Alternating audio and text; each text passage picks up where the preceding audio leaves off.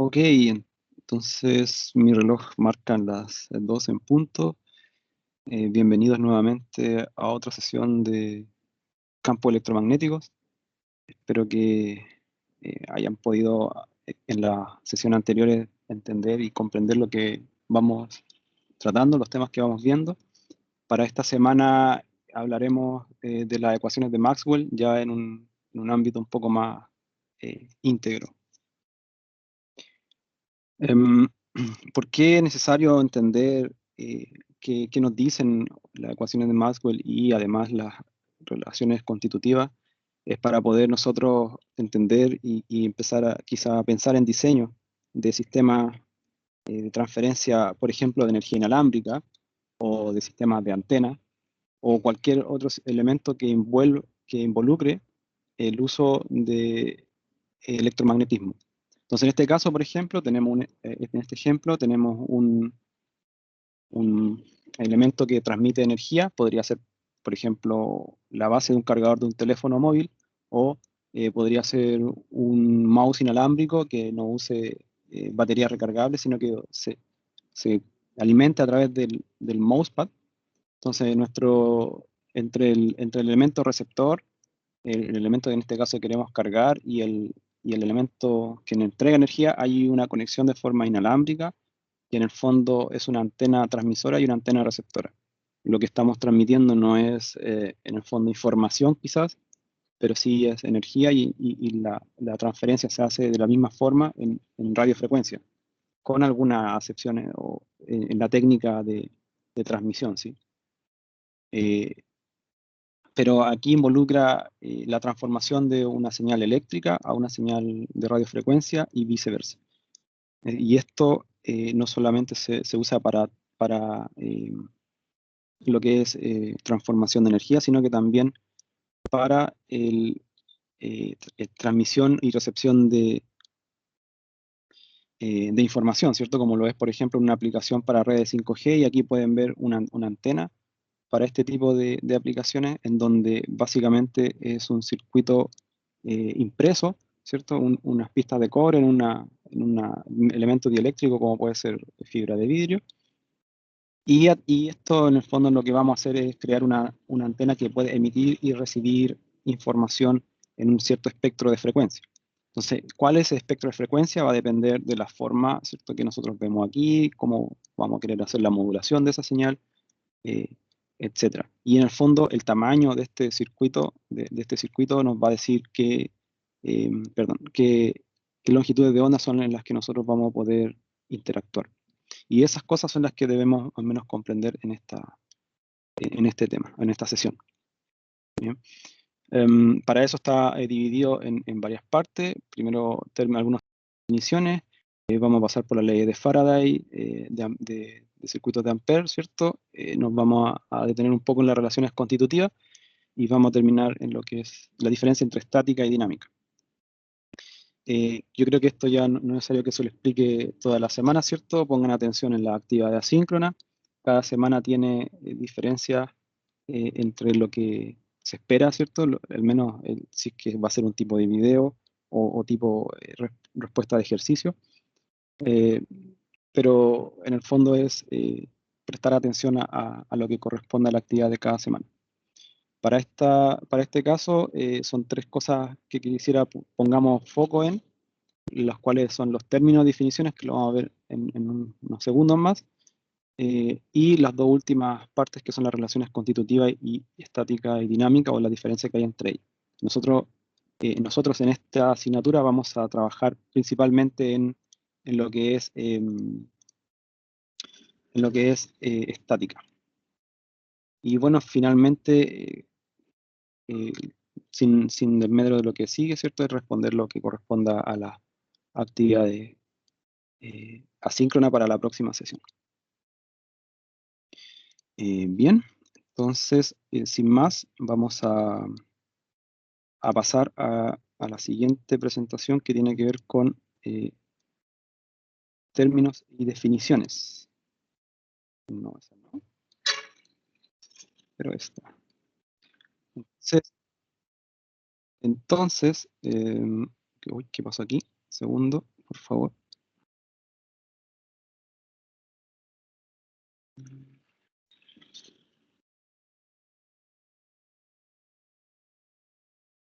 Ok, entonces en este apartado vamos a hablar de las ecuaciones, Maxwell en sí, algunos conceptos y vamos a definir los tipos de corriente eléctrica y lo que es dualidad. Entonces, en el fondo, las ecuaciones de Maxwell se pueden dividir en 4 etapas. Una de ellas es un bloque de ellas es la forma integral, el otro bloque tiene referencia con la forma diferencial y ambos de ellos en dominio del tiempo o de la frecuencia. Entonces, básicamente vamos a hablar de integrales, ¿cierto? Que van a ser en función del tiempo. Podemos hablar de diferenciales, que también son en función del tiempo, ¿ya? Y es también de esa misma forma hablarlo desde el punto de vista de la frecuencia. La forma más general es la integral en dominio del tiempo, pero la más común de trabajar, que uno ve porque es más fácil de escribir, es la forma diferencial en la frecuencia. No obstante, estas son generalidades, ¿sí? En donde las relaciones constitutivas tienen que ver un poco con la densidad de distribución de cargas, ¿cierto? Respecto al campo eléctrico, y la otra relación tiene que ver con el campo magnético que vamos a ver un poco más adelante. Bueno, como le decía, la forma más general es la integral en el dominio del tiempo, pero lo más común de escribir es en el dominio de la frecuencia, ¿cierto? De forma diferencial. Ahora, las ecuaciones de Maxwell en sí no son útiles, ¿cierto? Pero por sí solas, pero hay otras ecuaciones que se derivan de ellas. Y lo más importante es que hay que tener en consideración las relaciones constitutivas. Estas relaciones constitutivas nos van a decir cómo estos campos se van a interactuar con la materia, ¿cierto? Entonces, vamos a ver que los campos eléctricos nos experimentan directamente lo que es la permeabilidad y los campos magnéticos asimismo no experimentan la permitividad. Y vamos a ver cuándo se dan esas condiciones.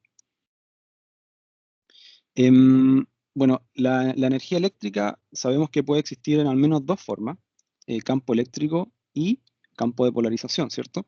Entonces, en el fondo, nosotros vamos a poder ver este campo eléctrico que llega desde el espacio, por ejemplo, pero este campo también va a interactuar con la materia polarizando. Los elementos que hay dentro de los átomos, las moléculas que hay dentro de un material. Entonces, esto va a hacer que ese campo eléctrico se almacene de alguna forma dentro del material, dependiendo de la polarización, ¿no? Se habla, ¿cierto? Y ahí uno trae a- a la mente el concepto de condensadores o capacitores. Em, entonces, hablamos de intensidad de campo eléctrico, ¿verdad? Que viene dado en volt por metro. Y es básicamente la energía eléctrica que existe en el vacío y se va a relacionar directamente o muy cercanamente con lo que es el voltaje y la fuerza. ¿Ya? Entonces pensemos esto como un empuje inicial en un medio dieléctrico. Entonces tenemos por un lado el campo cuando este campo eléctrico es cero. Em, va, Cuando nosotros aplicamos ese campo eléctrico va a pasar que los protones, los elementos dentro de nuestro material van a reaccionar a partir de ese campo eléctrico, ¿cierto? Entonces va a haber una cierta polarización. Entonces lo que estaba aquí de forma estática o neutra, digamos, ahora va a tender a tomar cierta forma y los protones se van a distribuir hacia un lugar y la nube de electrones van a tender a tomar otra forma distinta a la que es el reposo. Entonces se dice que experimentan una fuerza de empuje que es directamente proporcional a la misma carga. Entonces aquí aparece el concepto de polarización y básicamente esto va a ser representado por la susceptibilidad y va a depender de la susceptibilidad eléctrica de ese medio. Entonces, cuando nosotros vemos que ese material forma o se crea esa forma distinta a la del reposo, entonces va a aparecer aquí una diferencia de potencial o va a aparecer una fuerza de empuje que, que va a ser de cierta forma eh,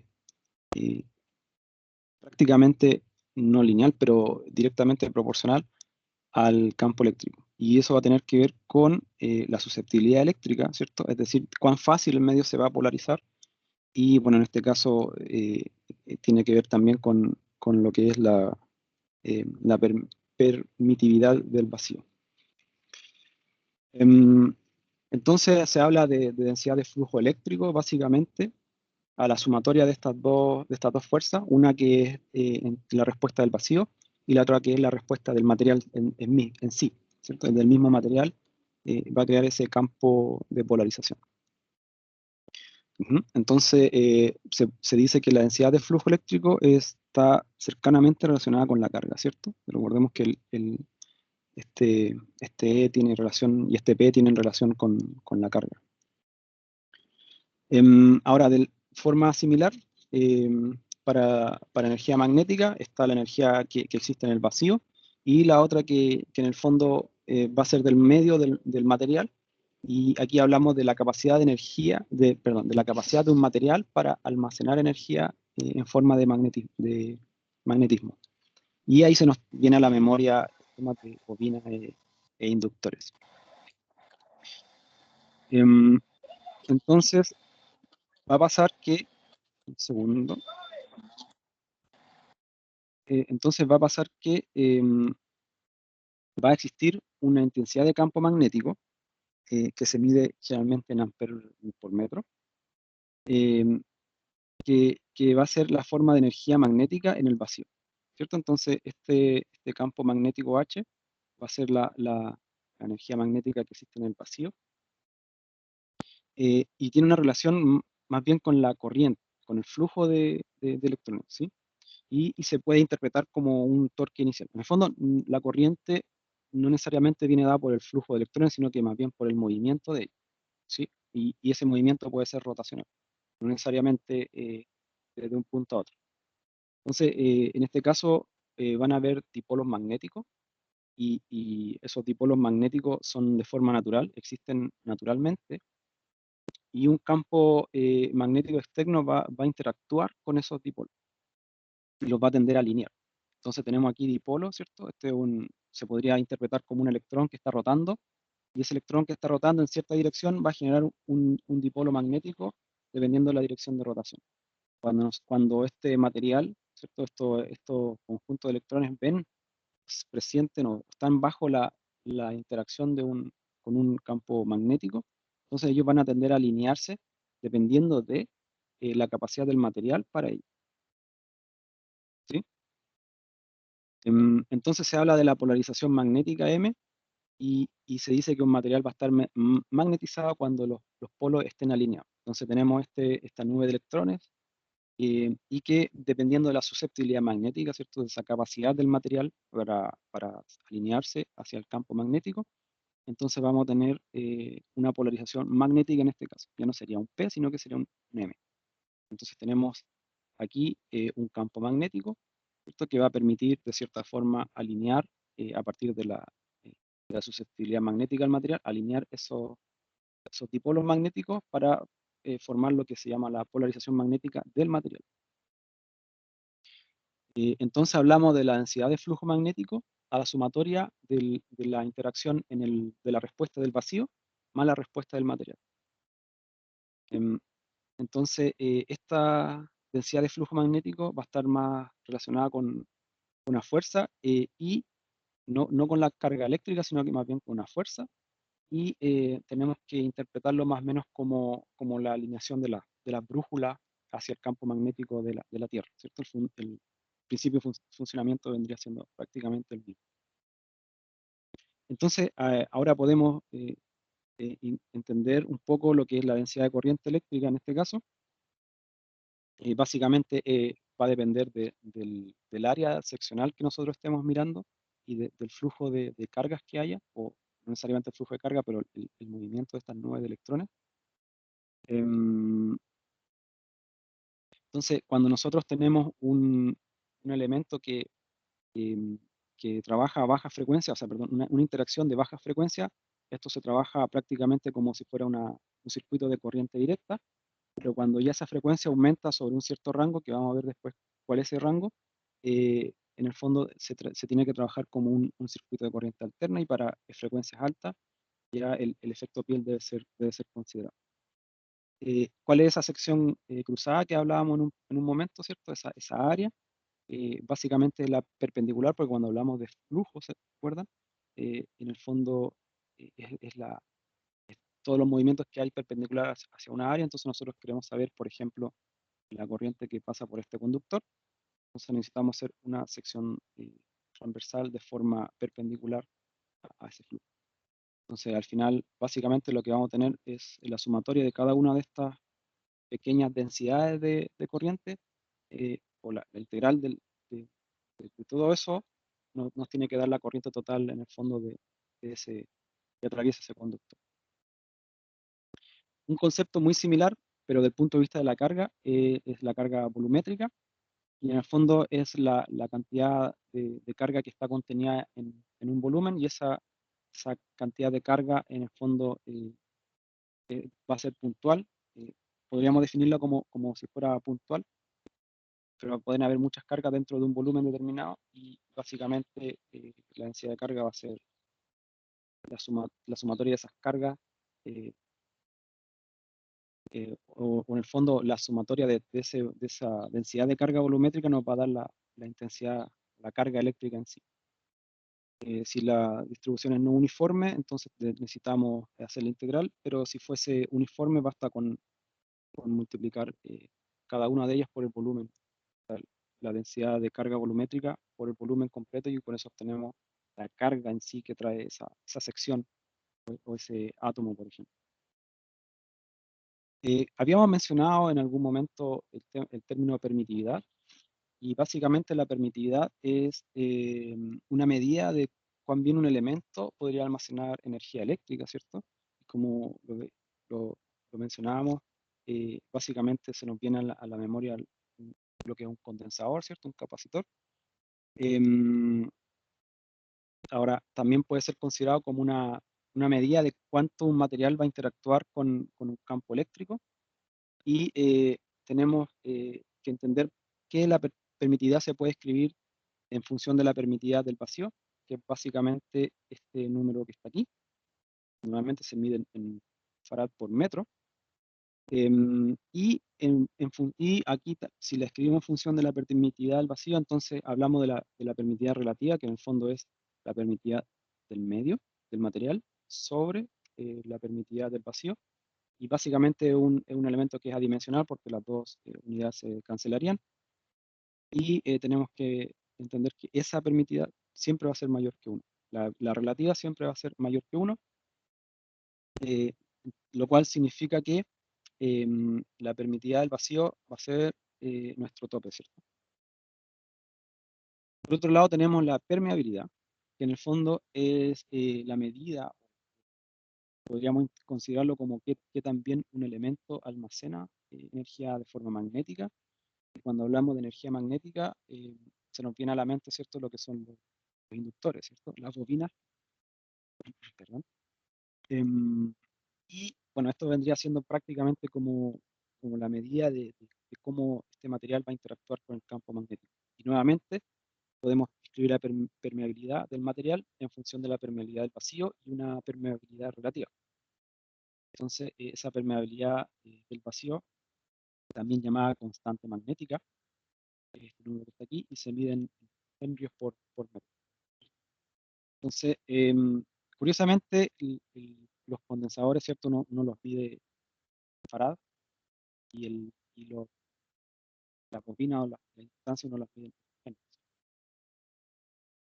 Bueno, otro elemento que tenemos que tener o otro término, mejor dicho, que debemos tener en consideración es la conductividad.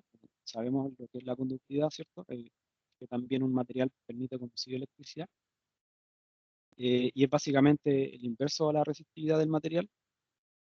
Y si usamos la ley de Ohm en estos términos, tendríamos que la densidad de corriente va a ser em, la conductividad por el campo eléctrico. Densidad del campo eléctrico. Entonces, la corriente total sería para un elemento que es uniforme, sería J veces la superficie, sería la superficie, el área transversal, ¿sí? Hacia el flujo de esta corriente. Y bueno, no está de más recordárselo que el flujo de electrones siempre va a ser en sentido contrario a la dirección de la corriente para que esta se vuelva positiva. Y cuando hablamos de corriente o de densidad de corriente, tenemos que tener en cuenta que hay tres tipos. Y la sumatoria de esos tres tipos de corriente nos van a dar la densidad de corriente total. Entonces tenemos por un lado la corriente de conducción, que tiene que ver con los portadores de carga libre, que es básicamente lo que nosotros, o el término que nosotros ocupamos o tendemos a ocupar cuando hablamos de circuitos de corriente directa. Por otro lado tenemos la corriente de convección, que va a dar cuenta del flujo de cargas que hay, de cargas libres, pero ya en la parte del aislador, no en la zona de conducción. Y la corriente de desplazamiento, que ya tiene que ver con las cargas ligadas al movimiento relativamente corto, momentáneo, del electrón. Bueno, la corriente de conducción, esto ya la conocemos, y aquí aplica la ley de Ohm en el electromagnetismo. Em, Bueno, básicamente cuando nosotros tenemos una diferencia potencial, ¿cierto?, sobre un elemento, se va a crear este campo eléctrico. Ese campo eléctrico va a hacer que haya un flujo de electrones. Ese flujo de electrones va a dar cuenta hacia... Y por otro lado, la corriente de convección viene a dar cuenta a flujo de cargas libres en un aislante.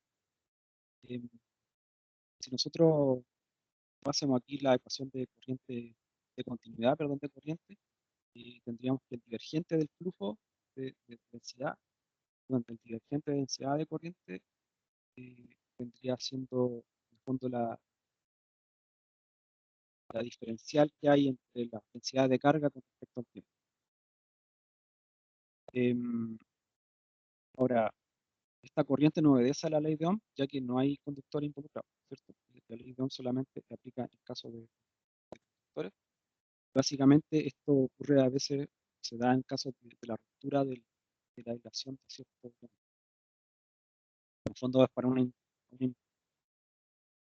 nivel de potencial eléctrico tal que el aislador deja de comportarse como es, con tensiones muchas veces elevadas. La corriente de desplazamiento, ¿sí?, básicamente aparece para cuenta cuando hay un material, hay un cambio de estado en la polarización, va a haber un movimiento de neto muy corta duración. La carga. Y esa va a dar cuenta, esta ecuación, ¿cierto? Tiene que ver un poco con el desplazamiento que hay aquí en esta zona del material. Bueno, la Disculpe, sumatoria. profe, no sé si mi internet, pero se le escucha muy entrecortado, muy entrecortado. A mí me sucede lo mismo. ¿Sí? Sí, como si estuviese lejos y muy entrecortado, así como intermitente. Ya, a ver, denme un segundo. Veamos si es solamente a usted o a los demás también les pasa.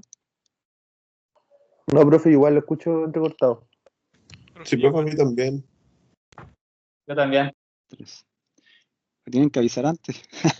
Bueno, voy a tratar de, a ver si le sigue dando problemas. No sé, no sabía cómo solucionarlo, la verdad.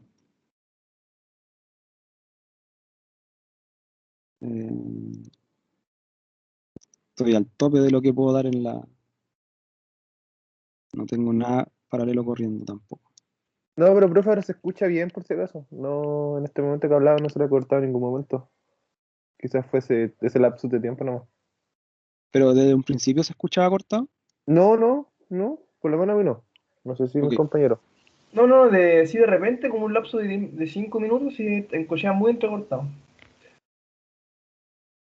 bueno, si vuelve a suceder eso, avísenme a tiempo, por favor, para ver qué puedo hacer. A veces aparecen aplicaciones que debiesen estar Ya, pausadas. profe. Bueno, gracias por el aviso. Bueno, en el fondo, recapitulando un poco, hay 3 corrientes que debiesen dar cuenta de la corriente total que va a experimentar un material o que va a surgir al aplicar un campo eléctrico sobre un material. Y esas 3 corrientes tienen cada una de ellas sus acepciones para o se puede decir que la podemos considerar o no bajo ciertas condiciones de uso, de tratamiento del análisis. Básicamente las corrientes libres o generadas por las cargas libres, que son las que nosotros consideramos a veces como movimiento, la corriente que se crea a partir del flujo de electrones, es la que nosotros generalmente utilizamos en el análisis de circuitos de corriente directa y es la que da cuenta en el término de las ecuaciones de Maxwell, ¿sí? Entonces, cuando nosotros hablamos del J que aparece en las ecuaciones de Maxwell, usualmente estamos hablando del J generado por cargas libres, ¿cierto? El que conocemos que crea esa corriente I. Pero hay otros 2 términos que aparecen debido a corrientes generadas por cargas ligadas, o sea, por aquellas que no están en la banda de conducción, especialmente especialmente el J sub epsilon, ¿sí? Entonces, hay que tener en consideración que bajo ciertas condiciones de tratamiento, por ejemplo, un aislante, cuando se considera como aislante, no habría que usar esa J sub epsilon, pero si nosotros llegamos al punto de ruptura o sea, la tensión de ruptura del elemento como aislante, entonces ya empieza a aparecer esa distribución de corriente que sí debe estar considerada. Entonces, tenemos esa corriente generada por cargas ligadas que en el fondo son la diferencial del DAT. Ok. Bueno, hay otro concepto que tiene que ver con la dualidad, que en el fondo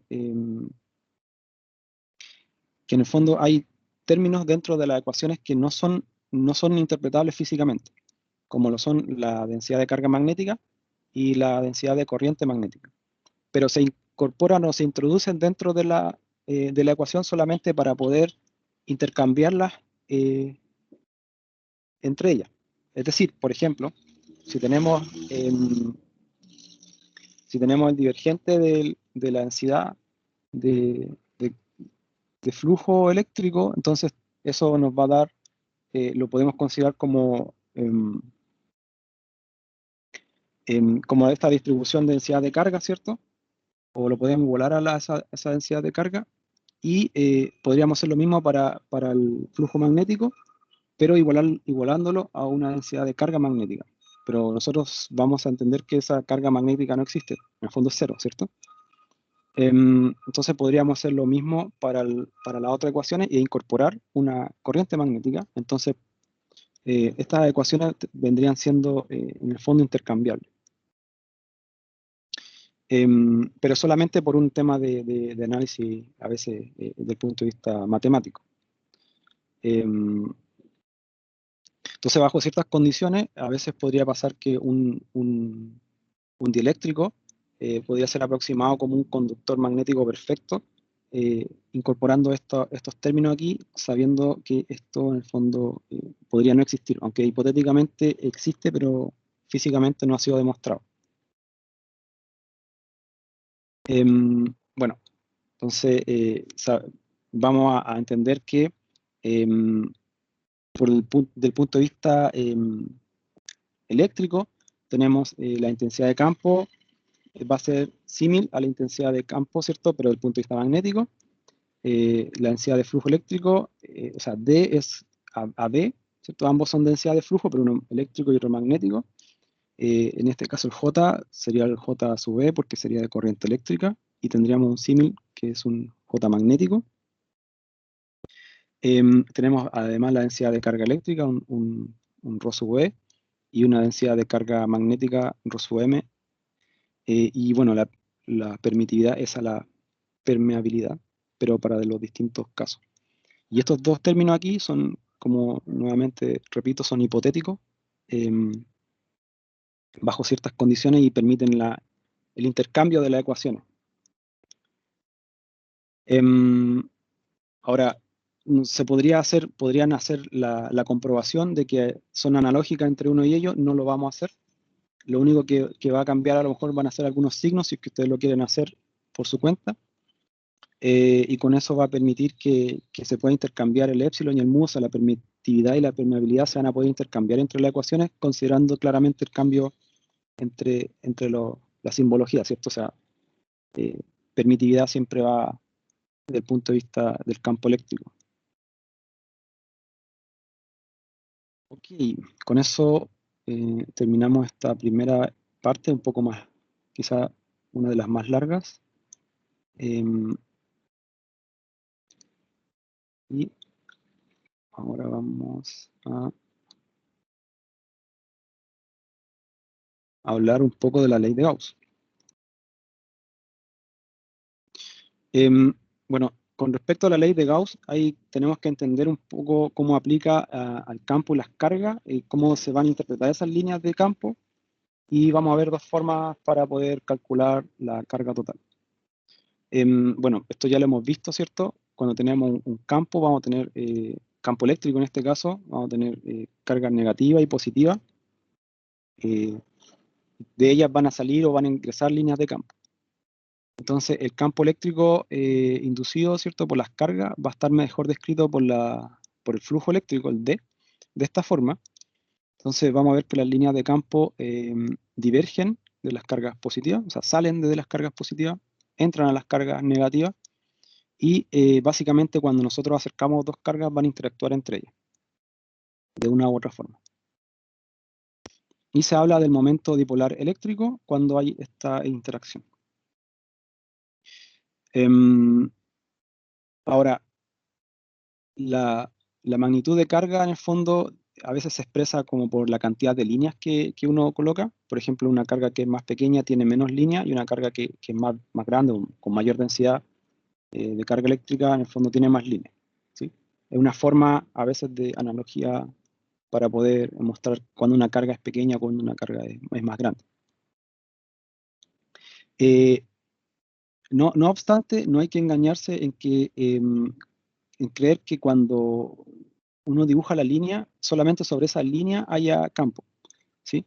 O sea, en el fondo esa densidad de campo va a existir en las líneas, pero cuando no hay línea también existe. La única diferencia es que es más débil. Entonces, en el fondo, debiésemos nosotros dibujar un área más difusa, ¿cierto? Como una especie de nube, ¿ya? O sea, lo que sí hay que pero eso es más difícil en el dibujo, y después sería más complicado interpretarlo. Pero lo que sí hay que entender que si no hay línea de campo, no quiere decir que no haya campo. El campo es más bien un fenómeno suave, continuo, ¿cierto? Como una nube. Entonces, es errado pensar que en esta parte, por ejemplo, no hay campo porque no hay línea, ¿sí? Entonces, para poder calcular las cargas, vamos a usar un poco, por ejemplo, está el método de la integral de superficie del flujo, y en el fondo lo que vamos a hacer es, si tenemos una carga y dibujamos una superficie, ¿cierto? Una superficie X cerrada, tenemos dos superficies, las líneas de flujo, ¿cierto?, que divergen de esta carga en este caso, van a poder dar cuenta de esa carga, ¿cierto? La sumatoria de esas líneas de flujo nos van a poder dar cuenta de esa carga. Entonces, cada una de esas líneas de flujo viene dada por ese D, y van a ser D.S porque eso es lo que nos va a dar en el fondo el flujo que sale de esa superficie. ¿Sí? Entonces, la superficie que uno escoja en el fondo no importa, siempre y cuando sea cerrada. Y la carga va a ser, va a poder ser calculada a partir de la integral o de la sumatoria, si es que fuese a través de un método numérico. Otra forma es a partir del volumen, si tenemos un volumen y queremos saber ya desde el punto de vista volumétrico, en el fondo necesitamos saber la densidad volumétrica que hay dentro de este volumen, ¿sí? Entonces vamos a poder calcular ahora nuevamente esa carga a partir de esa sumatoria. Nuevamente la forma en que se ocupe el volumen no importa, siempre y cuando encierre la carga. Si la carga está encerrada por el volumen no importa, pero si hacemos un volumen que encierra parcialmente la carga, entonces ya está errado el concepto. Entonces uno generalmente usa un volumen que da conveniencia matemática, una esfera, un cubo. Entonces esa es la forma, son dos formas de poder calcular las cargas que hay en una cierta zona. Ahora, la ley de Gauss, ¿cierto?, que está relacionada un poco con la carga, vamos a ver que hay dos formas de representarla. Una es la forma integral, y para ello vamos a hacer uso de estas dos formas de calcular esas cargas, ¿cierto? A partir de una superficie cerrada y a partir de un volumen. Entonces, básicamente tenemos estas dos partes de la ecuación. Si aplicamos el teorema de la divergencia a esta ecuación, ¿cierto? Recordemos el teorema de la divergencia, decía que una integral de área cerrada podría ser escrita como el divergente, la triple integral en volumen de un divergente. Entonces, básicamente, si nosotros aplicamos este concepto a la ley de Gauss, vamos a ver que tenemos que la carga puede ser en el fondo escrita de esta forma, ¿sí? Como la integral del volumen del divergente de la densidad de campo eléctrico. Entonces, a partir de esa integral, de esta ecuación, perdón, vamos a poder deducir la forma diferencial. Y básicamente va a pasar que nosotros podemos igualar, ¿cierto? Podemos igualar esta ecuación de esta forma. Y básicamente, si estos volúmenes, estas integrales de volumen son iguales y el volumen es el mismo, va a pasar que este divergente de aquí va a ser igual a la densidad de carga volumétrica, ¿sí? Entonces ahí es donde se deduce la forma diferencial, primero la forma integral de la ley de Gauss y luego la forma diferencial. Con eso terminamos esta parte. Y ahora queremos ver un poco de esto aplicado, pero a campo magnético. Ok, entonces, desde el punto de vista de los campos magnéticos, bueno, vamos a ver qué pasa con el tema de la carga magnética y vamos a aplicar de nuevo estos dos métodos aquí a ver qué nos pasa. Bueno, esto no podemos aplicarlo, ¿cierto?, a cargas magnéticas o al campo magnético porque sabemos que las cargas magnéticas puntuales no existen. De la física hemos visto que existen los dipolos magnéticos. Entonces, en el fondo, va a pasar, podríamos pensar que podemos, en el fondo, crear cargas que no divergen ni convergen, pero sí podemos hablar de un campo que rota. Pero ese campo que rota no es de esta forma. Algunos podrían pensar en donde tenemos los centros de las cargas, estas cargas magnéticas hipotéticas que están en los centros de los puntos de rotación. No, esto no se da tan así, sino que más bien tenemos que traer al recuerdo de que existen estos dipolos magnéticos, ¿cierto? Esto básicamente, pues vamos a tener un sur magnético y un norte magnético, y puede entrar en ese campo que rota, pero va a estar dispuesto de esta forma. En el fondo, las líneas de campo van a salir desde el norte magnético y van a ingresar hacia el sur magnético. Entonces, esta es la forma más adecuada de poder interpretar ese campo rotacional. Bueno, como habíamos dicho, como no existen estas cargas magnéticas aisladas, ¿cierto? No es que exista un norte solo, siempre va a haber un norte y un sur. Entonces, el campo magnético no tiene un fin ni un principio, o sea, no hay una fuente ni un sumidero. Siempre hace lazo cerrado. No importa la forma del lazo, siempre va a cerrar, el campo magnético siempre va a cerrar sobre el mismo punto. Entonces podemos de esa forma escribir la forma integral, que en el fondo es lo que haya dentro de un lazo cerrado va a ser igual a 0. Esto lo podemos ver, por ejemplo, a partir de si nosotros hacemos un área, ¿cierto? Cerrada, vamos a ver que esto, lo que sale de esa área, va a ser igual a lo que entra. Por lo tanto, la sumatoria neta va a ser 0. Por otra parte, si nosotros encerramos, ¿cierto? Todo ese lazo por un área, lazo completo, no hay nada que salga, ni nada que entre, nada va a atravesar ninguna de estas paredes, ninguna de las superficies de esa área cerrada. Por lo tanto, se dice que esa carga magnética hipotética vendría siendo 0, nula. Ahora, si aplicamos el teorema de la divergencia en este cuento, considerando esta carga magnética hipotética, ¿cierto? Dentro de un volumen, vamos a ver que nuevamente, aplicando este teorema de la divergencia, en la ley de Gauss, vamos a ver que nuevamente podemos esta integral de superficie cerrada como una integral triple del divergente, ¿cierto? Una integral del volumen del divergente. ¿Sí? Entonces, considerando que la carga magnética existe. Ahora, si estas integrales son, o sea, si los volúmenes son describiendo el mismo espacio, ¿cierto? O sea, similares, entonces los argumentos deben ser iguales de la misma forma del raciocinio anterior.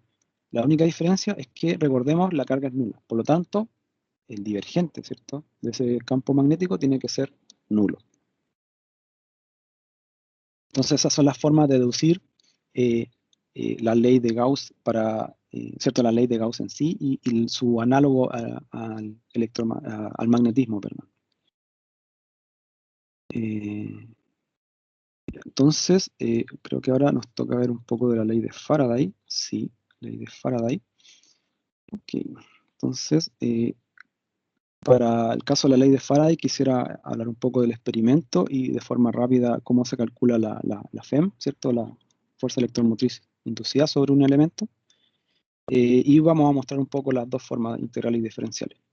Bueno, básicamente el experimento de Faraday consistió en hacer fluir un campo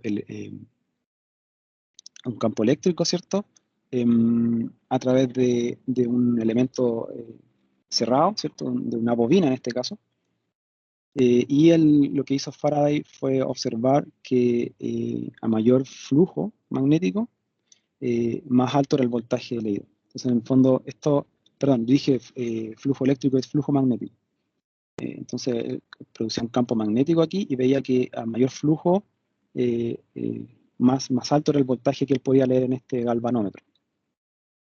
Entonces, básicamente, es esa ecuación que está allí. Y otra cosa que él pudo experimentar es que mientras más vueltas tenía ese conductor, más alto también era el voltaje leído, por lo tanto, la FEM inducida era proporcional al número de vueltas del conductor, o de la bobina que nosotros conocemos hoy en día. Y mientras más rápido era el cambio, es decir, esto se movía, este flujo aquí se movía más rápido, más alto también iba a ser el voltaje leído. Por lo tanto, la FEM inducida era también proporcional a esta diferencia de flujo. Ahora, ese voltaje que nosotros hemos leído es lo que nosotros consideramos y llamamos como fuerza electromotriz o voltaje FEM, ¿cierto? Que es la tensión inducida a partir de un flujo magnético. Bueno, entonces Faraday básicamente hizo un experimento en el cual pudo determinar que el voltaje inducido por una fuerza electromotriz es proporcional al número de vueltas del conductor por la rapidez del cambio de este flujo magnético. ¿Sí? Entonces, se hace la diferencia entre lo que es el flujo y el flujo de acople. Básicamente, el flujo magnético vendría siendo lo que es este psi ahí con mayúscula, pero si está en base al número de vuelta, entonces es n veces psi, y se hace la diferencia entre lo que es el flujo magnético y el flujo de acople. La diferencia principal es que el flujo magnético va a existir sin necesidad de que haya un lazo, pero el flujo de acople sí necesita que haya un lazo, es decir, sí necesita que este n sea distinto de 0, claramente. Bueno, se pueden combinar las ecuaciones, ¿sí? Para obtener básicamente la tensión inducida por una fuerza electromotriz en términos del flujo magnético. Entonces, básicamente esta tensión de la FEM puede ser expresada a partir de esta ecuación. El otro método para poder calcular esta FEM inducida es la ley de voltaje de Kirchhoff, ¿cierto? Esta ley de Kirchhoff para el voltaje.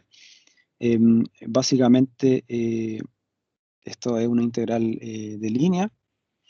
Si consideramos que la resistencia es muy pequeña comparada con el lazo, básicamente vamos a tener que la tensión es igual a ese campo por el largo de esta línea. Pero en el fondo la forma general es esta que está aquí. También podemos deducir la forma integral. Básicamente esta FEM va a ser igual para ambos métodos. Por lo tanto, vamos a poder considerar que esta integral, ¿cierto?, va a ser igual a esta integral de línea cerrada, debe ser igual a esta integral de superficie.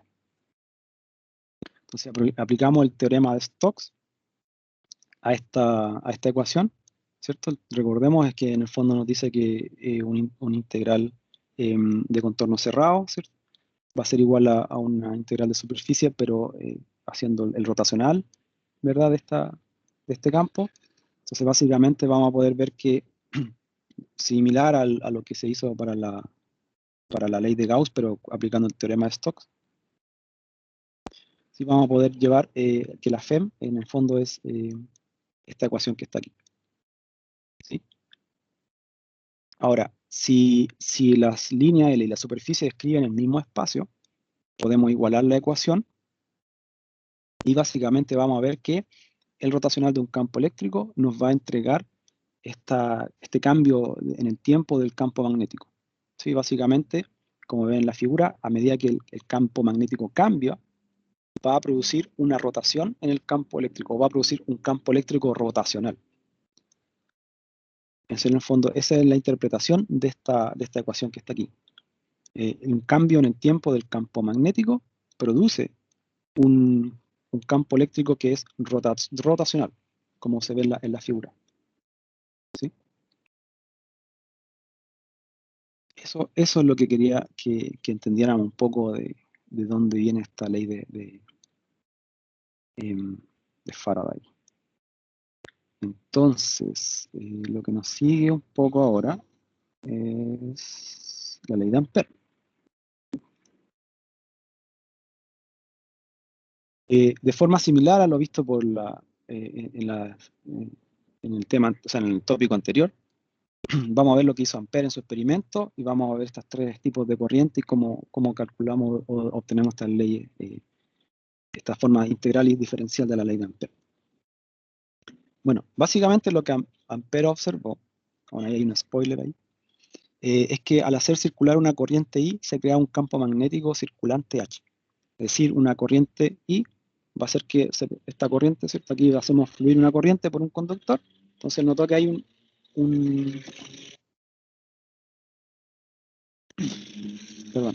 hay un campo circulante H. Notó que esa corriente I puede inducir el campo, o bien el campo puede inducir la corriente, es viceversa. Y también notó que la medida de corriente va a ser proporcional a esa circulación de ese campo magnético. Bueno, sabemos que hay tres tipos de corrientes, ¿cierto? Los definimos anteriormente o los vimos anteriormente. Pero sabemos que la corriente total va a tener que ser esa integral del flujo de esas tres corrientes. Y esas tres corrientes las podemos dividir en dos grupos. Una que es la corriente de desplazamiento per se, que es el JD, y el otro grupo es las corrientes generadas por las cargas libres. ¿Sí?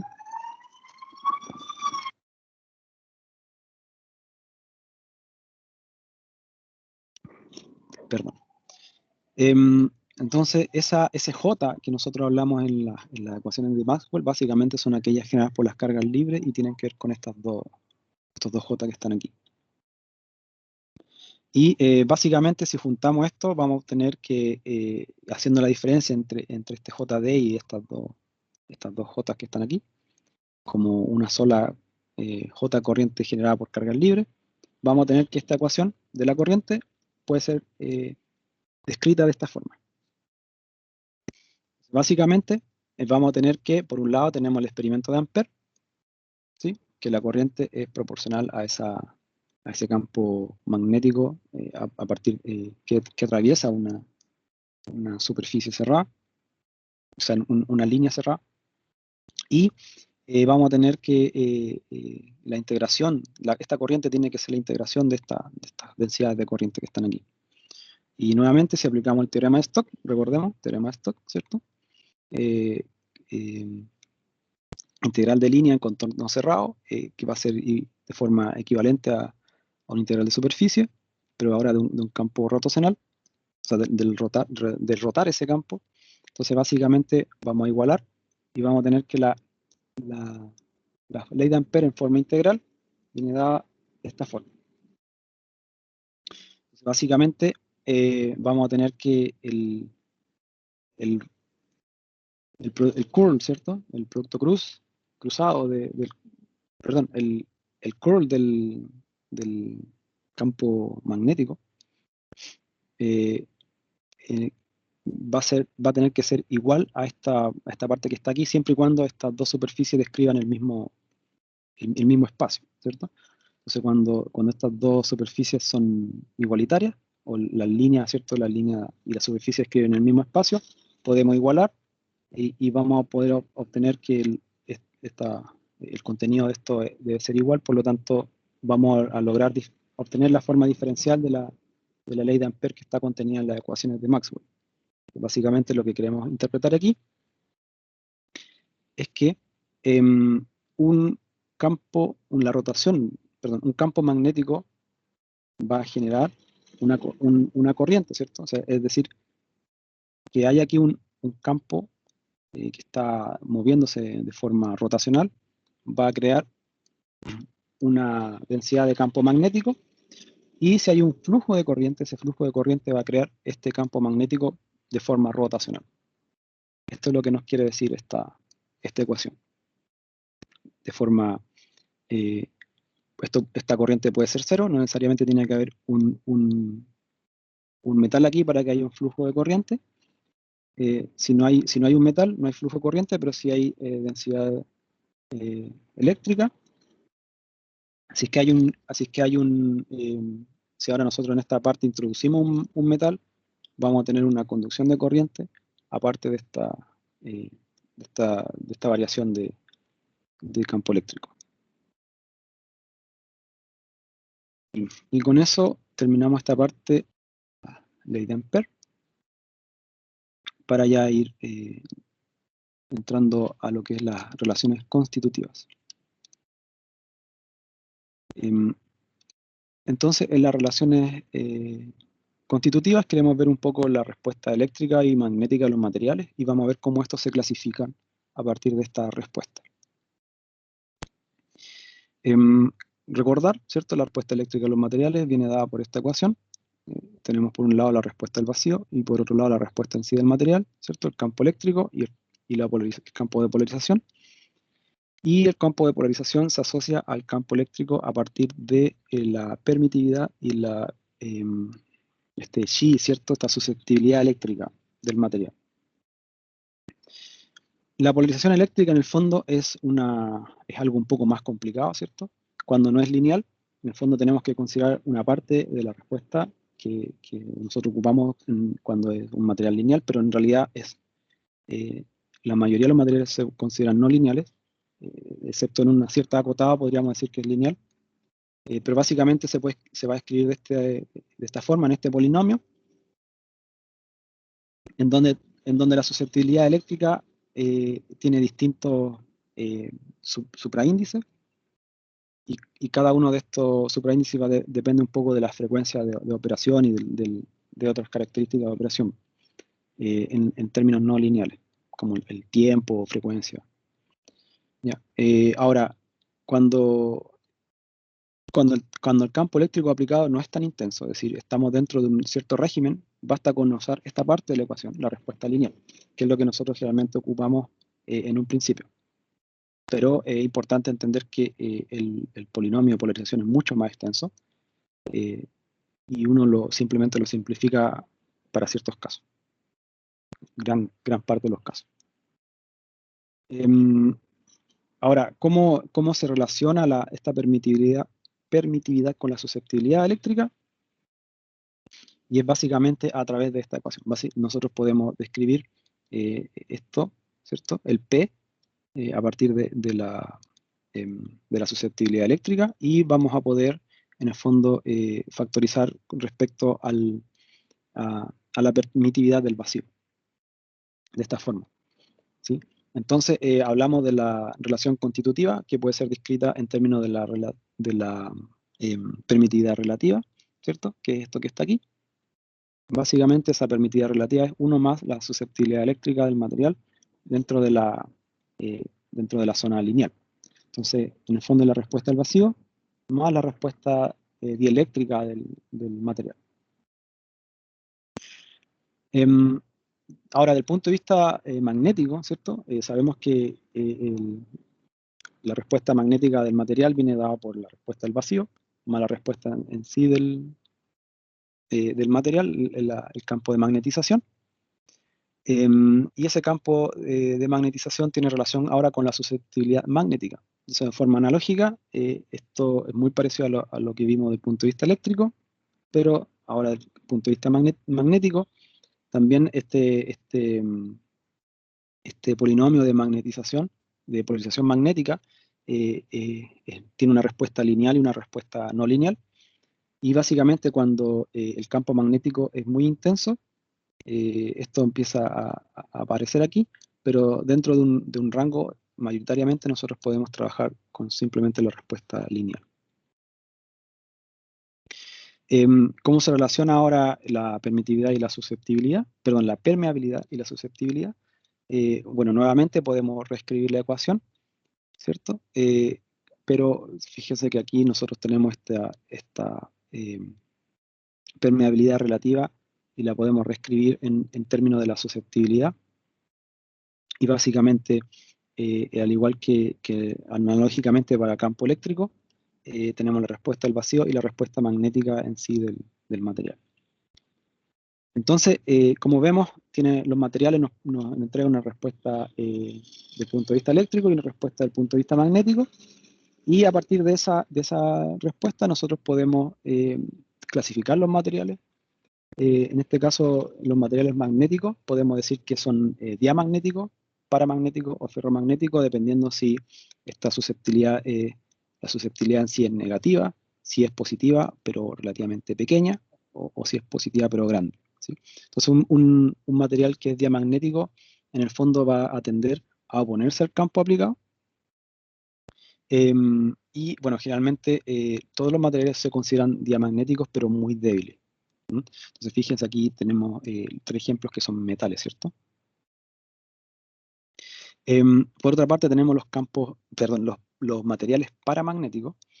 ¿Ya? Básicamente, en este caso, el material va a ser magnetizable, ¿sí? Y va a ser atraído por un campo magnético aplicado.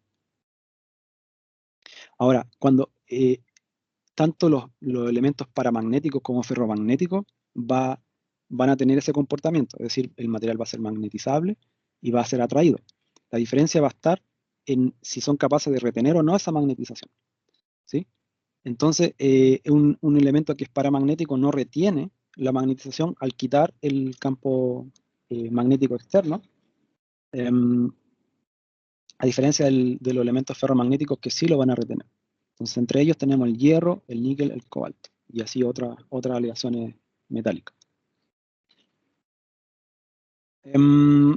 Ahora, estos materiales pueden ser también considerados anisotrópicos. Entonces hablamos de anisotropía, que en el fondo tiene que ver cuando el material desplaza las cargas, ¿cierto? Es el campo eléctrico. La respuesta dieléctrica de este material va a resultar en un campo eléctrico que va a desplazar las cargas. este desplazamiento va más bien más fácil en algunas direcciones que otras.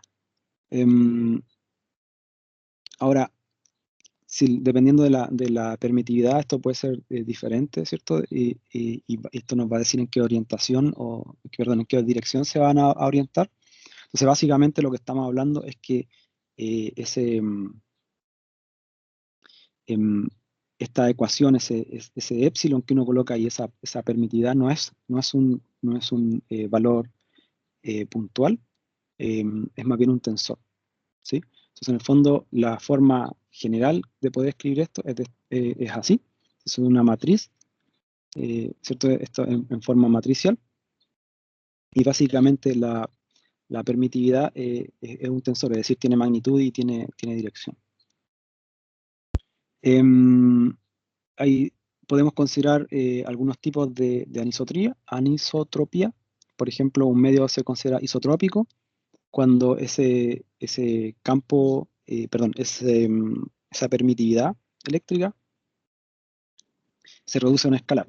Es decir, cuando es igual en esta dirección solamente, es decir, perpendicular a cada uno de los planos principales.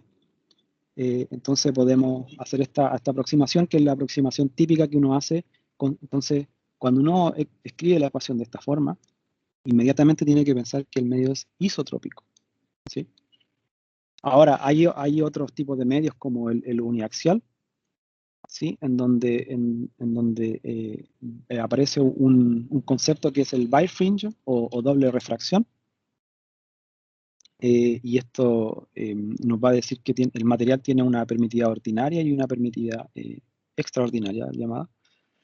Y ese birefringer en el fondo nos muestra una cierta como doble refracción, es decir, podemos ver dos veces un elemento reflejado dentro de un mismo material. Hay algunos, son aplicaciones ópticas muy, muy interesantes. También existen los medios biaxiales, que básicamente aquí la orientación no importa mucho, pero podemos ordenar el tensor en esta forma. Entonces tenemos, dependiendo de la dirección en donde esté apuntando, en este caso en la dirección que nos queremos hacer el análisis de esta distribución, estos epsilon van a cambiar, ¿sí? Entonces no es uno solo, cambia dependiendo de la dirección en la que estemos haciendo el análisis. También existen materiales de doble anisotropía y materiales que son chiral o rotatorios. Entonces, para que sean de doble anisotropía, tiene que pasar que tienen que darse estas dos condiciones. Y para que sea un material tipo chiral, en el fondo se habla de un elemento que es giro eléctrico, que rota, ¿sí? Y va a pasar que puede ser giro magnético o giro eléctrico, y básicamente va a describirle el tipo de polarización que tiene una onda en ese medio, ¿ya? Aquí lo importante es entender que hay distintos tipos de materiales. Cada material tiene sus condiciones de cálculo dentro de las ecuaciones que hemos visto hasta ahora, que la permitividad y la permeabilidad no son unidades puntuales, sino que en el fondo no son escalares, ¿cierto? Son tensores, tienen magnitud y tienen dirección, es una matriz tensorial, y que cuando nosotros llevamos un material consideramos el material a ser, recordemos, isotrópico, ¿cierto? Cuando nosotros consideramos que el material es isotrópico, entonces podemos ocupar la ecuación con la permitida como escalar. Entonces, esto va a hacer que estos materiales se ordenen en cuatro grandes grupos. Son materiales magnéticos ordinarios, llamados bi-iso algo. Entonces puede ser bi-isotrópico o bi-anisotrópico. Los ordinarios en el fondo son los isotrópicos, ¿cierto? Que es donde usamos las ecuaciones y que generalmente uno parte estudiando esto en este cuadro, en este grupo de materiales. Por otro lado tenemos los materiales isotrópicos, en donde se añade una ecuación, o sea, perdón, un término que es el coeficiente de acople magnetoeléctrico, ¿sí? Aquí si se fijan, el campo eléctrico y el campo magnético están enlazados, ¿sí? O sea, si hay una variación en uno, el otro también va a variar. Tenemos por otro lado los materiales que son anisotrópicos, ya sean ordinarios o bianisotrópicos, ¿cierto? La diferencia va a estar en que ahora no es permitividad y permeabilidad, no son escalares, sino que son tensores. Bueno, los materiales, ya sean naturales, ¿cierto? Los que nosotros encontramos en la naturaleza, tienen un rango de propiedades que nos van a poder ofrecer.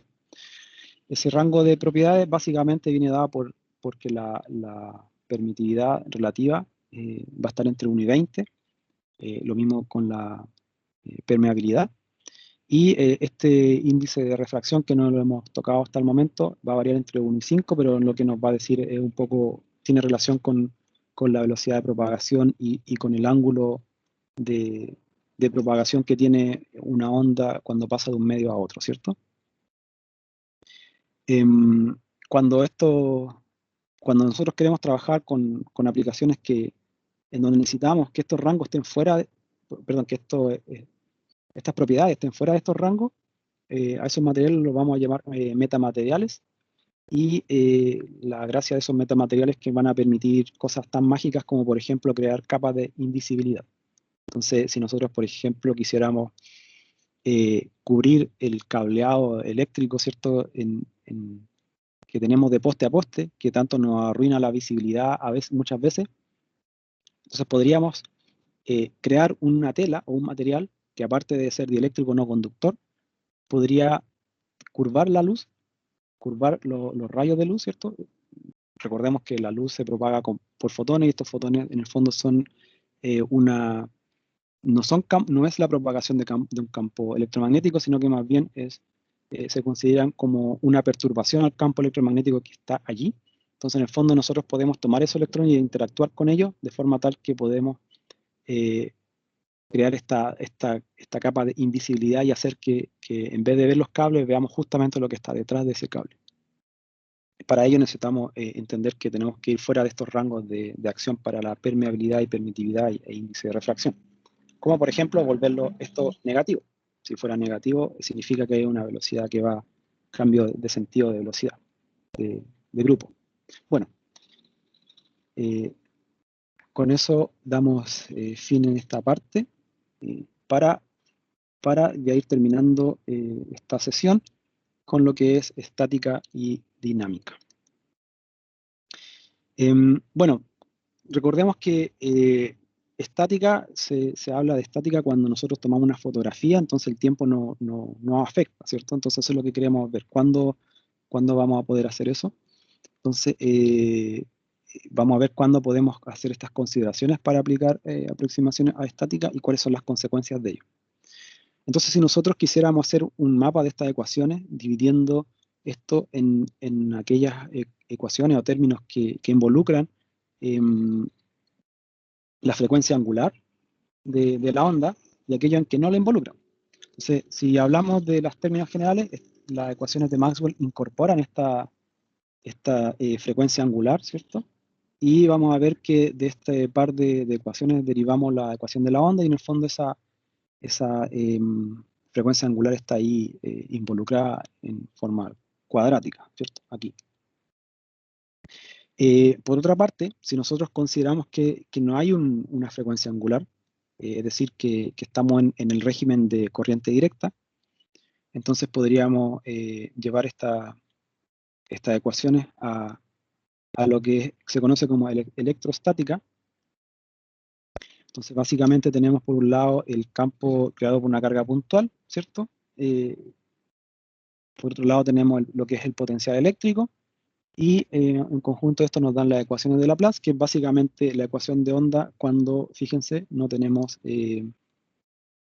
frecuencia angular.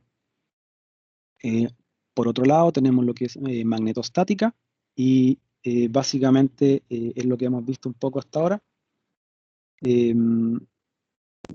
Entonces, en este régimen es cuando nosotros tenemos un poco lo que es corriente directa. Entonces, caso número 1 para la aplicación es que estamos en el régimen de corriente directa, por lo tanto, la frecuencia angular va a ser muy, muy baja, o la diferencia que hay en el tiempo, en el fondo, va a ser nula.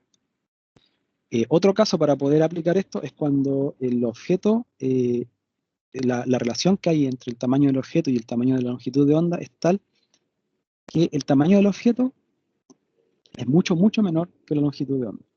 Entonces, si nosotros tenemos un objeto de tamaño S y la longitud de onda es 10 veces más grande que esa, entonces nosotros podemos decir, este objeto está viendo a esa onda, a esa propagación de onda, como una onda estacionaria, que está ahí quieta, que no se mueve. Entonces, por ejemplo, si tenemos un circuito, bueno, aquí podía ser puesto el circuito de la antena que mostré en un principio. Si ese circuito tiene 4 centímetros de lado, ¿cierto? Entonces, si esa es la dimensión máxima, entonces podemos decir que la longitud de onda en la cual va a interactuar es de 40 centímetros. Entonces, en el fondo, nosotros podemos considerar hacer este circuito y aplicar electrostática o magnetostática a este circuito para frecuencias de hasta 750 MHz. Si nosotros vamos por sobre esta frecuencia, entonces ya tenemos que empezar a considerar la dinámica y la interacción dinámica que hay para este circuito.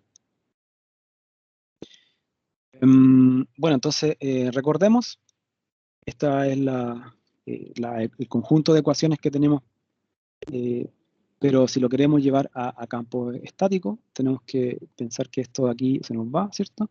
Entonces, básicamente, si lo vemos desde el punto de vista del dominio del tiempo, todo lo que tenga, todas las derivadas con respecto al tiempo van a ser nulas, o van a tender a cero, y todo lo que tenga relación con la frecuencia angular también va a tender a cero. Entonces, básicamente las ecuaciones de Maxwell para campo estático se nos reduce a esto que está aquí. Ahora, una de las principales consecuencias es que los campos, en este punto, los campos magnéticos y eléctricos se desacoplan, ¿sí? Es decir, van a ser independientes uno del otro. Si nosotros trabajamos en la parte dinámica, cualquier variación en el campo magnético va a afectar al campo eléctrico y viceversa, de forma directa. Entonces vamos a describir la electrostática de esta forma. Ahora, tenemos que entender que tienen que haber cargas presentes para obtenernos soluciones no triviales. Recordemos que el curl de un campo, en el fondo va a ser, que el curl de un campo cero, en el fondo dice que el elemento es irrotacional. Entonces, básicamente, nuevamente, el campo eléctrico solo nos muestra líneas, ¿cierto? Diverge o converge hacia las cargas, nuevamente. Y claramente el campo eléctrico no se ve afectado por solo sí, por la permitida, ¿cierto? Que es la relación constitutiva que tenemos aquí. Y para magnetostática de forma similar, pero aquí vamos a ver que ¿cierto? Nuevamente el divergente del campo magnético es solenoidal, en el fondo solo forma bucles o lazos, y para que haya una solución no trivial tiene que haber una corriente, ¿sí? O sea, en el fondo, para que esto no sea cero, tiene que existir un J.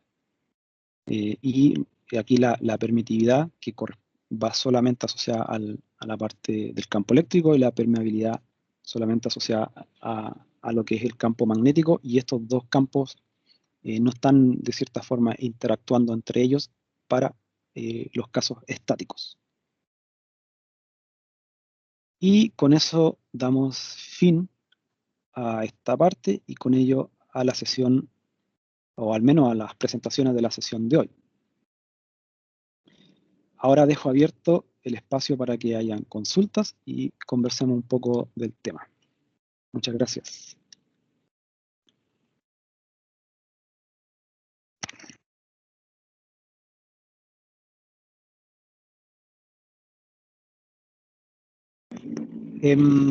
Alguien me había comentado que querían conversar o preguntar sobre los videos. Quizás sea momento de que lo pregunten, ¿no?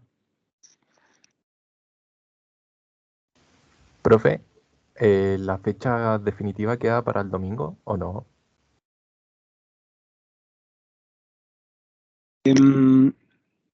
Veamos, a ver, ¿qué es lo que se decidió? Bueno, una cosa, a lo mejor antes de eso, si bien todos están de acuerdo que se pueda entregar el domingo, o la gran mayoría, deben considerar que la revisión va a ser hasta 2 días después de la entrega, ¿sí? Entonces, si ustedes entregan el domingo, el martes, como máximo, debiesen ya entregar la revisión de pares. ¿Cuál era un poco mi duda en este aspecto? Es que como está la semana de recesión, la próxima semana en el fondo no se pueden hacer evaluaciones o no es debido, eh,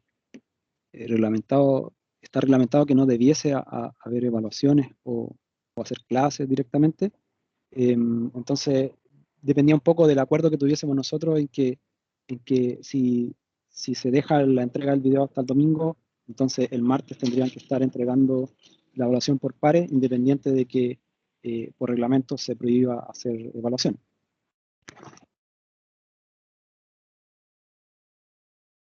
Yo no tengo problemas con eso, profe. Sí, básicamente es ver un video de 20 minutos. Claro, por mi parte tampoco hay problema, profesor. Profesor, yo quiero opinar acerca de todo lo que es el video, la información. Creo que es demasiado contenido. Siendo honesto, yo no entendí prácticamente ni la mitad de todo lo que usted habló. Creo que tendría que acudir al libro, leerlo con calma, verlo bien. Y creo que es un tema que para mí se ve complicado. Y me gustaría más tiempo aún. No sé si se puede o no.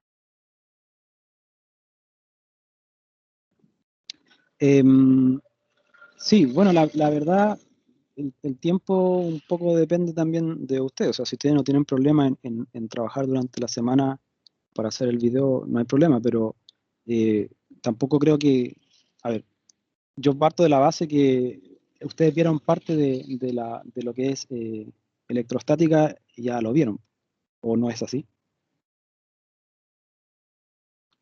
Sí, yo por lo menos sí. Se supone Yo tengo que entendido, se supone que dentro de la que malla tienen física, y en física se habla de electrostática.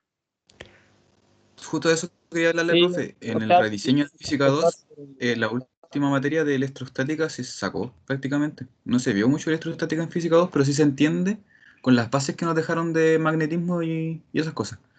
Pero como que no se vio mucho. Ok.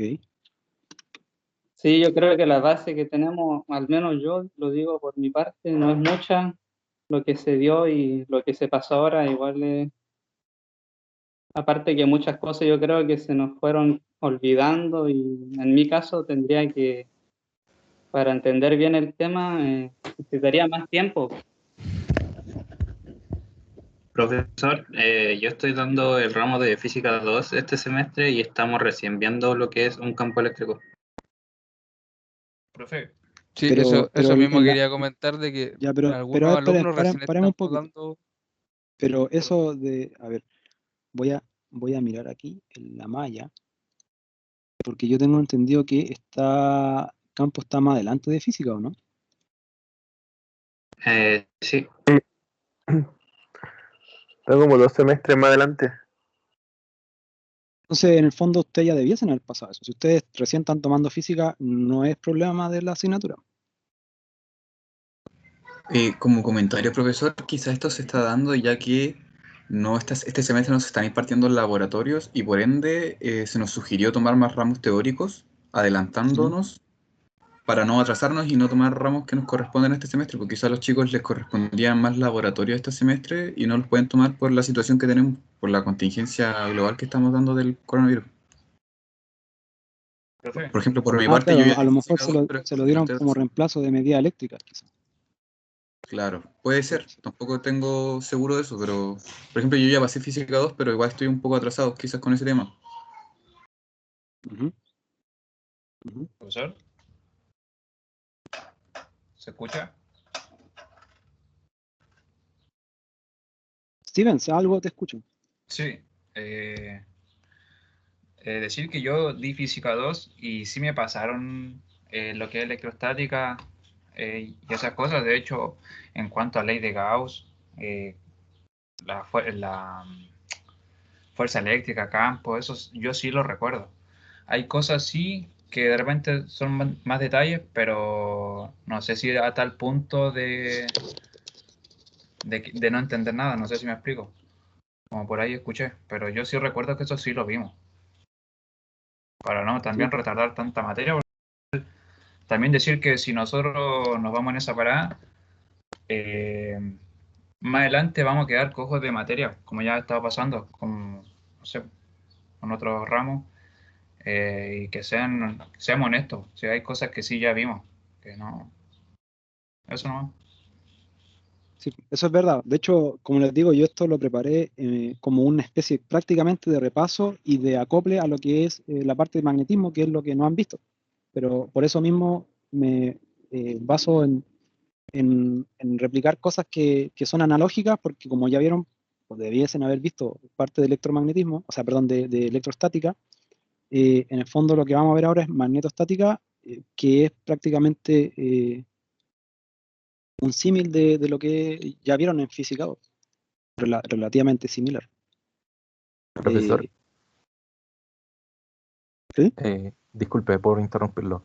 Eh, Mi duda básicamente es con la evaluación del video, porque tenemos que englobar todo en 20 minutos, pero no hay drama si por ahí nos saltamos algunas partes que llevan más tiempo para poder hacer los 20 minutos. Porque por mi parte igual quiero explicar las cosas bien, pues, y en mi grupo al menos somos 3, y en 6 minutos mi parte no creo que pueda hacerlo tan bien y explicarlo bien a mis compañeros, haciendo un repaso súper rápido y por encima. Entonces, si nos puede dar como, o nos puede decir si nos podemos saltar algunas partes que llevan más tiempo.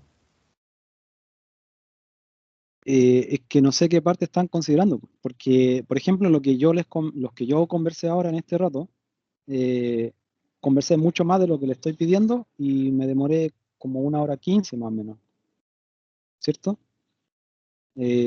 Pero vimos mucho más de las cosas que se están de cierta forma pidiendo. Ahora, en cuanto al tiempo de duración del video, ok, la idea es que sean capaces de sintetizar y lo que puedan mostrar dentro de los 20 minutos lo muestren. Si se pasan 3 o 5 minutos, ok, no es tanto problema, pero si suben un video de 40 minutos, eh, no corresponde, tienen que de cierta forma desarrollar capacidad de síntesis. Ahora, lo que yo mostré tampoco es todo, hay mucho más, pero no podemos seguir indagando en más. Por ejemplo, las demostraciones no nos interesan. Las demostraciones de las ecuaciones, vayamos a la aplicación, vayamos más a la aplicación de donde la deducción de una ecuación no es tan requerida. Por eso yo las pasé de forma rápida para que se entendiera la relación entre la forma integral y diferencial en cada una de las leyes, pero no es obligación, o sea, no es necesario entrar en esa deducción.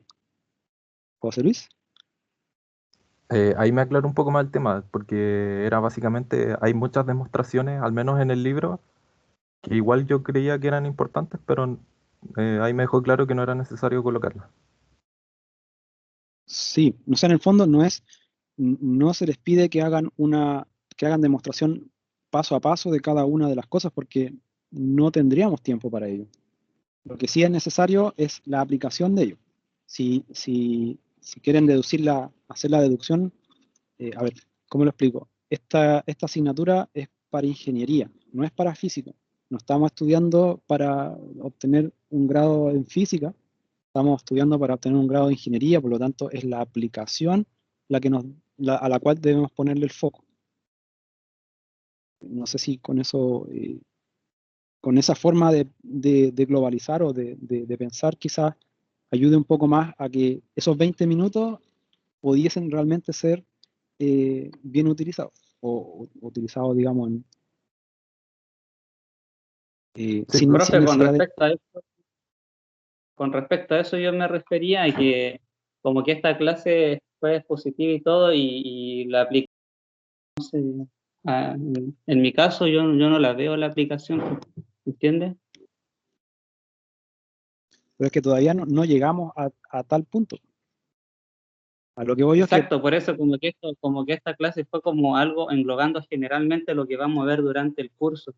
Algo así me parece a mí que fue no, esta clase. no estamos sentando bases de algunos conceptos. No es, o sea, es aplicada, de hecho, por ejemplo, el mostrarles que hay la permitividad y la permeabilidad está dentro de ciertos rangos, eso es aplicado, no es algo conceptual. Decirles que las cargas magnéticas no existen es algo aplicado, no es algo conceptual. La carga magnética conceptualmente existe, pero no es real. O sea, no se ha medido nunca una carga magnética puntual. Entonces, pero la deducción matemática en este rato no es tanto de nuestro interés. Ese es el punto. Cuando hablamos de aplicación, no es del cálculo directo, no. Yo no quiero que vayan al cálculo sin saber qué hay detrás. Quiero que cuando vean algo, lo puedan entender, pero para eso hay que construir algo. Hay que empezar a construir los cimientos de conocimiento. Si llegamos al final, vamos a saber apretar la tuerca, pero no vamos a ver por qué se aprieta para allá y por qué el hilo tiene distintos diámetros, no sé. Entonces, la idea es construir algo que esté enfocado hacia la aplicación, pero sin entrar en tanto detalle de la deducción matemática, como les decía. No quiero que la asignatura se transforme en personas que están ahí desarrollando ecuaciones, que están solucionando problemas sin saber de dónde viene en el fondo cómo se aplican esas ecuaciones para resolver el problema, o la interpretación.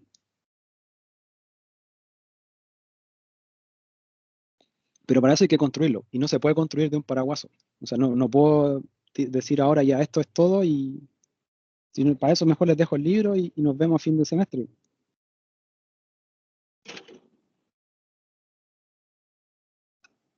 No sé si me explico, que a lo mejor quizás yo entiendo que haya cierta impaciencia, quizás, no sé. No se me ocurre otra forma. Ahora, claramente esto es perfectible, no quiere decir que lo que yo estoy haciendo ahora sea lo más adecuado o lo perfecto, pero es lo que se me ocurre para este semestre. ¿José Luis? Profe, para hacer una acotación y quizás corregirlo, no sé si estime conveniente corregirlo, que al menos la ley de Ampère sale en el capítulo 7 en el libro y en el capítulo 9 no. Ok, gracias. ¿Pero de qué versión del libro? ¿Qué edición? Yo comparé las dos ediciones, la tercera y la séptima, y salen en el capítulo 7. ¿Y los capítulos son iguales? O sea, solo pregunta al margen en realidad. Claro, cambian algunos ejercicios. Ah, ya. Ok, entonces se pueden usar intercambiadamente. Sí, yo los comparé con el primer video y eran iguales. Ya, súper.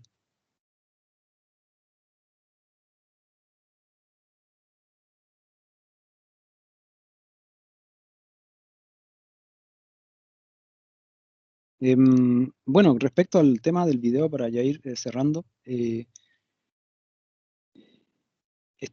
decisión de ustedes si quieren más tiempo o no. Yo creo que si quieren, si necesitan más tiempo para poder, decir, una fecha posterior para poder hacer la entrega, por mí no hay problema.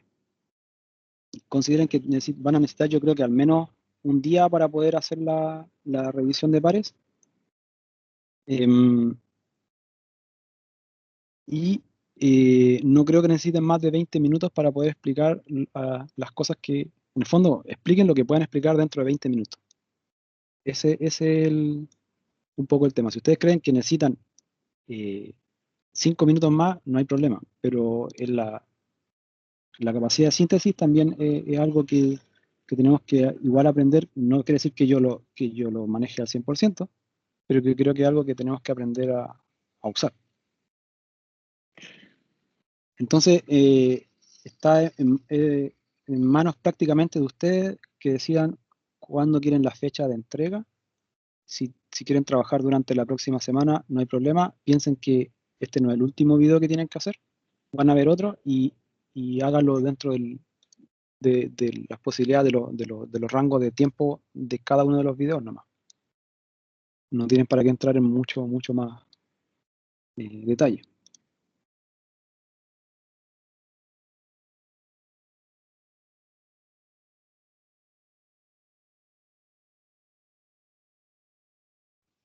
Profesor, ¿me escucha? Yo fui quien le dejó el mensajito, ¿cierto? Porque al final con mi grupo estamos esperando esta clase para hacer ver cuánto tiempo le íbamos a tardar en todo eso, en hacer el videito, y me parece justo que para el domingo entreguemos el video. Al menos por mí no hay problema.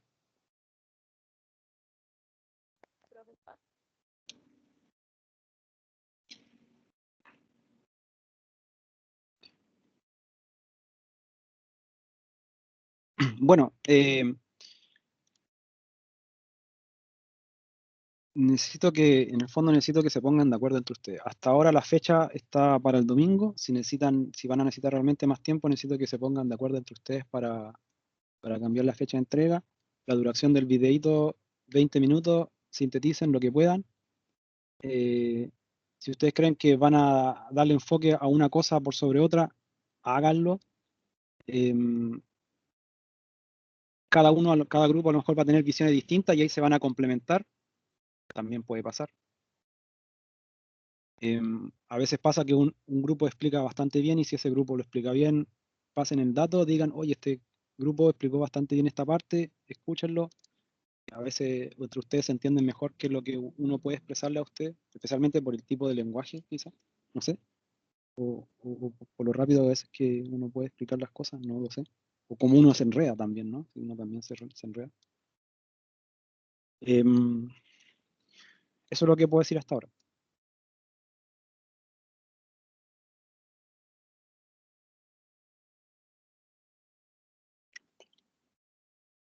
¿Ok? Si no hay más comentarios, entonces el video para el domingo, 20 minutos, un poco más, un poco menos, no hay problema. Y 2 días después, máximo 2 días después la entrega de evaluación de pares.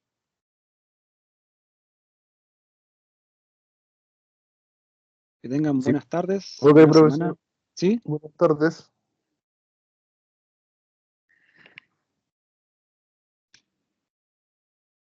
¿Alguien quería decir algo? No, era para decir, profe, yo que al menos mi grupo sí estaba de acuerdo con el domingo, porque ahí lo hablamos.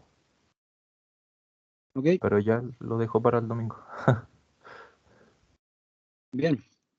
Hasta luego, chicos, que estén bien, chicas. Hablamos. Cuídense. Chao, Chao, profe. profe, gracias, cuídese.